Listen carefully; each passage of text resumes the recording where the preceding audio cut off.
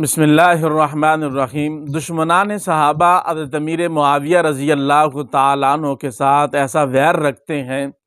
کہ ان کی ہر لمحہ کوشش ہوتی ہے کہ وہ امیر معاویہ رضی اللہ تعالیٰ عنہ کو جدی پشتی دین اسلام کا دشمن اور دین اسلام سے نفرت کرنے والا ثابت کرنے کے لیے ہمہ تن متوجہ بھی رہتے ہیں اور کوشش میں لگے بھی رہتے ہیں۔ تاریخ کی کوئی موضوع من گڑت روایات نہیں چھوڑتے جس کا سہارا وہ نہیں لیتے، اور امیر معاویہ رضی اللہ تعالیٰ کی ذات کو تنقید کا نشانہ نہیں بنایا جاتا۔ انہی الزامات میں سے اور تنقیدات میں سے ایک تنقیدی الزام یہ ہے کہ جناب حضرت معاویہ رضی اللہ تعالیٰ کے والد گرامی حضرت ابو سفیان رضی اللہ تعالیٰ عنہ نے ابو بکر صدیق رضی اللہ تعالیٰ کی خلافت کا انکار کیا، اور یہ صرف قبائلی عصبیت کے پیش نظر ایسا کام کیا، بلکہ انہوں نے انکار کر کے قبائلی فساد کی ایک ہولناک قسم کی سازش کو جنم دینے کی کوشش بھرپور کی۔ یہ سید حسین شاہ بخاری اٹک سیاست معاویہ رضی اللہ عنہ کی ایک نامی کتاب لکھی ہے، اس میں لکھتے ہیں کہ خلیفہ اول کی بیعت سے انکار کیا، بلکہ ایک ہولناک قبائلی فساد کو جنم دینے کی فکر میں سیاسی جوڑ توڑ اور خلیفہ اول کے لیے حالات بگاڑنے کی کوشش شروع کر دی تاکہ اپنے ناپاک قبائلی اور خاندانی منصوبوں کو عملی جامہ پہنایا جا سکے۔ یہ تو ہیں جی اہل سنت کا نام لینے والے پیر مہر حسین بخاری بدبخت۔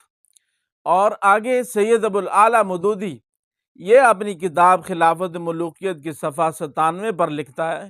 کہ ابو سفیان رضی اللہ تعالیٰ کو بھی عصبیت ہی کی بنا پر ان کی خلافت ناگوار ہوئی تھی، اور انہوں نے حضرت علی سے جا کر کہا تھا کہ قریش کے سب سے چھوٹے قبیلے کا آدمی کیسے خلیفہ بن گیا؟ تم اٹھنے کے لیے تیار ہو، تمہیں وادی کو سواروں اور پیادوں سے بھر دوں۔ مگر حضرت علی نے یہ جواب دے کر ان کا منہ بند کر دیا کہ تمہاری یہ بات اسلام اور اہل اسلام کی دشمنی پر دلالت کرتی ہے۔ میں ہرگز نہیں چاہتا کہ تم کوئی سوار اور پیادہ لاؤ۔ مسلمان سب ایک دوسرے کے خیر خواہ اور آپس میں محبت کرنے والے ہوتے ہیں، خواہ ان کے دیار اور اجسام ایک دوسرے سے کتنے ہی دور ہوں۔ البتہ منافقین ایک دوسرے کی کاٹ کرنے والے ہوتے ہیں۔ ہم ابو بکر کو اس منصب کا اہل سمجھتے ہیں، اور اگر وہ اہل نہ ہوتے تو ہم لوگ انہیں کبھی اس منصب پر مامور نہ ہونے دیتے۔ نمبر 3، پیر کرم شاہ الازہری یہ بھی اپنی کتاب میں لکھتا ہے کہ حضرت علی حضرت عباس کو طعن و تشنیع سے بھڑکانا چاہا ابو سفیان نے۔ کہنے لگا ابو بکر کو کیا حق پہنچتا ہے کہ تمہارے سربراہ اور امیر بنے؟ وہ دونوں کمزور کہاں ہیں؟ وہ دونوں ذلیل کہاں ہیں؟ نعوذ باللہ۔ یعنی علی حضرت عباس رضی اللہ تعالیٰ عنہ کیا وجہ ہے قریش میں جو سب سے چھوٹا قبیلہ ہے اس کا ایک فرد تمہارا حاکم بن جائے؟ پھر وہ حضرت علی کے مکان پر آ اور کہنے لگا کہ ہاتھ آگے بڑھائیے، میں آپ کی بیعت کرتا ہوں، باخدا اگر آپ حکم دیں تو میں ابو بکر سے مقابلہ کرنے کے لیے اس میدان کا شاہ سوار اور پابیادہ سپاہیوں سے بھر دوں گا۔ سید علی نے رضی اللہ تعالیٰ نے اس کی یہ باتیں سن کر سے جھڑکتے ہوئے کہا، ابو سفیان تو بغیر غرض کی حرکت نہیں کرتا، تیرا مقصد صرف اسلام کو نقصان پہنچانا ہے۔ بالآخر انہوں نے بھی یہ ثابت کر دیا کہ حضرت ابو سفیان رضی اللہ تعالیٰ عنہ جو ہے وہ اس کوشش میں تھے کہ یہ فساد کھڑا ہو اور ابو بکر صدیق رضی اللہ تعالیٰ عنہ کی بیعت نہ ہو، اور مسلمانوں میں باقاعدہ طور پر ایک نئی جنگ کا سلسلہ شروع ہو جائے۔ اب بھائی سمجھنے کی بات یہ ہے کہ جس دستان کی بنیاد پر امیر معاویہ رضی اللہ تعالیٰ عنہ کے والد گرامی سیدنا سفیان رضی اللہ تعالیٰ عنہ کو اسلام اور مسلمانوں کا دشمن قرار دیا جاتا ہے، یہ روایت نہ روایتاً نہ درایتاً ہر اعتبار سے باطل ہے۔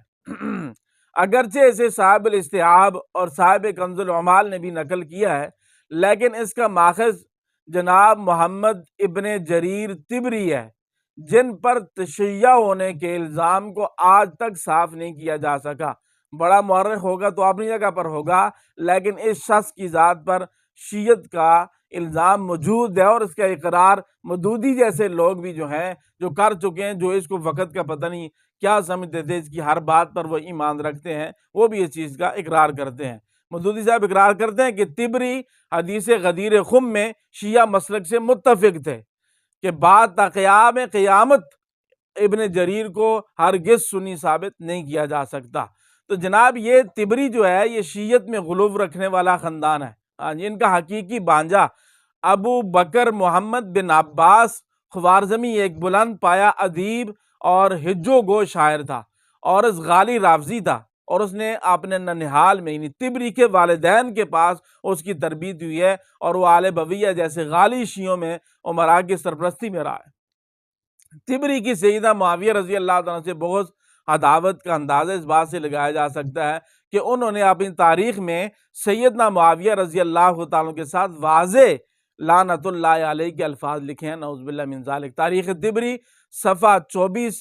28 جلد 13 میں یہ لعنت کے الفاظ میر معاویہ کے ساتھ اس نے لکھے ہیں۔ امام ذہبی رحمہ اللہ طبری کے متعلق فرماتے ہیں میزان الاعتدال میں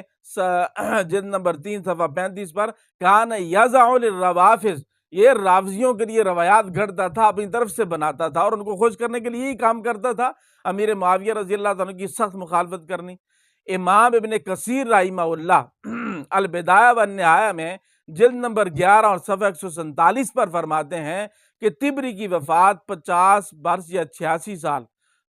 یا 86 سال کی عمر میں ہوئی، اور اس کو اپنے گھر میں ہی دفن کیا گیا، کیونکہ حنبلی حضرات نے دن کے وقت نے دفن کرنے سے روک دیا تھا، اس لیے کہ انہیں رفض کی طرف منسوب کیا گیا ہے۔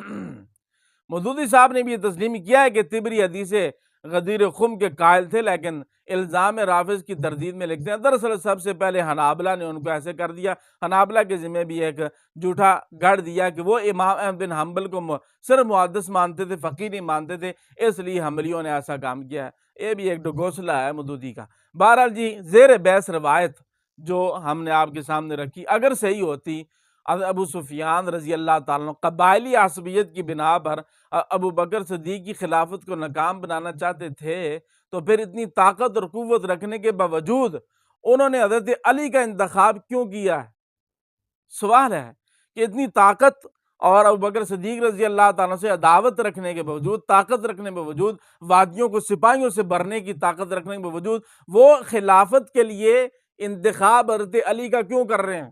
دشمن حضرت سفیان کو ثابت کرتے اور خلافت حضرت علی کے لیے کوشش کی جا رہی تھی، یہ کیسے ہو سکتا ہے؟ ایک آدمی خود مخالف ہے، دین دشمن ہے، وہ دین کو نہیں چاہتا، خلافت کو نہیں چاہتا، تو وہ دوسرے آدمی کو آگے کیسے کرے گا بھائی؟ وہ تو آپ نے لیے، اگر آپ نے لیے نہ بھی کرتا تو پھر کہتے ہیں قبائلی عصبیت کی بنیاد پر اگر کرنا تھا تو یا وہ اپنے لیے کرتے یا حضرت عثمان کی خلافت کی دعوت دیتے۔ ہاں جی، حضرت علی کی خلافت کا دعوت دینا یا پیشکش کرنا، یہ اسلام دشمنی پر معمول کرتے ہوئے انہیں ڈانٹ پہ لا دی، بقول ان کے مودودی کے بھی، کہ حضرت علی نے جواب دے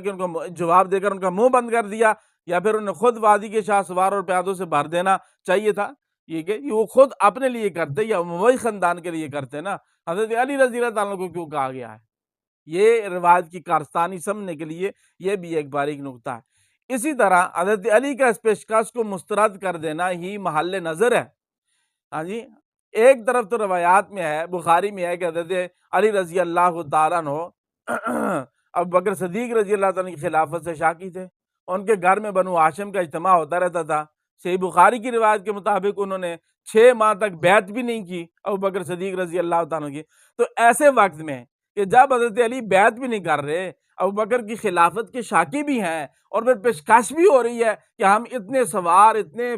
پیادہ فوجی، اتنی فوجیں لے کر، اتنے لوگ لے کر میدان میں اتر جائیں گے، اور علی جو ہے نا ان کو منع کر رہے ہیں کہ یہ نہیں ہو سکتا، مسترد کر رہے ہیں۔ کیا وجہ ہے؟ اس روایت کے جھوٹا ہونے کا یہاں سے آپ اندازہ لگا لیں۔ اہل عقل اس کے اوپر خوب سوچ سکتے ہیں، بالکل غور و فکر کر سکتے ہیں۔ دوسری بات، آخری بات، کہ یہ واقعہ یعنی کہ ابو سفیان اور علی کے درمیان کا یہ جو مکالمہ ہے، ان دونوں کے مابین جو مکالمہ ہوا تھا، یہ بیعت صدیقی کے 6 ماہ بعد ہوا تھا۔ یعنی 6 ماہ تو حضرت علی رضی اللہ تعالیٰ عنہ گوشہ نشین رہے، سیدہ فاطمہ کی وفات کے بعد انہوں نے بیعت کی۔ اب مذکورہ مکالمہ جو ہے، یہ اس کے متعلق 2 صورتیں قائم ہو سکتی ہیں۔ ایک صورت تو یہ ہے کہ یہ سیدہ فاطمہ کی یعنی یہ گفتگو حضرت علی کے ابو بکر کی بیعت کرنے سے پہلے ہوئی تھی ابو سفیان کے ساتھ، یا بعد میں ہوئی تھی۔ یعنی کہ یہ جو مکالمہ ہے، سفیان کہہ رہے ہیں کہ آپ بڑھئے ہاتھ بڑھائے بیعت کرے میں لوگ لے آؤں گا، فوج لے آؤں گا، یہ ایک چھوٹے قبیلے کا آدمی تو دو ذلیل ہو کدھر گئے، دونوں کمزور ہو اٹھ کھڑے ہو جاؤ۔ یہ مکالمہ ان احباب کے درمیان خلافت صدیق سیدنا صدیق اکبر یعنی ابوبکر صدیق رضی اللہ تعالیٰ کی بیعت کرنے سے پہلے ہوا ہے یا بعد میں ہوا ہے؟ دو ہی صورتیں اس کی ہیں۔ ہر دو صورت میں علی کا یہ فرض تھا کہ وہ اسلام اور مسلمانوں کی خیر خواہی کے جذبے کے پیش نظر اس گفتگو کو خلیفہ اول بلا فصل سیدنا ابوبکر صدیق رضی اللہ عنہ کو آگاہ کرتے اور آخر تک یہ فرض ادا نہیں کیا، جبکہ یہ بھی ایک حقیقت ہے مسلمہ ہے کہ بیعت صدیقی کے وقت ابو سفیان مدینہ منورہ میں موجود ہی نہیں تھے۔ وہ تو اس وقت نجران میں تھے، انہوں نے حضرت صلی اللہ علیہ وسلم کی رحلت کی خبر سنی اور بعد میں واپس تشریف لائے، اور اس صورت میں ان دونوں کے مابین گفتگو کس طرح ممکن ہو سکتی ہے کہ جب ان دنوں میں جب ابوبکر صدیق خلیفہ بن رہے ہیں، ان کی بیعت ہو رہی ہے، ان کو خلافت کے منصب پر فائز کیا جا رہا ہے، ابو سفیان وہاں مدینے میں موجود ہی نہیں ہے، وہ نجران کے اندر ہے، تو یہ کس طرح ہوا؟ یہ کس طرح ابو سفیان نے کر دیا؟ اگر بالفرض محال حضرت ابو سفیان اسلام دشمن منافق تھے تو ان کے لیے اسلامی خلافت کو ختم کرنا اس سے بہتر، یعنی اگر دشمن تھے تو وہ اسلامی خلافت کو ختم کرنے کا اس سے بہتر موقع اور کون سا ہو سکتا تھا، جبکہ پورا عرب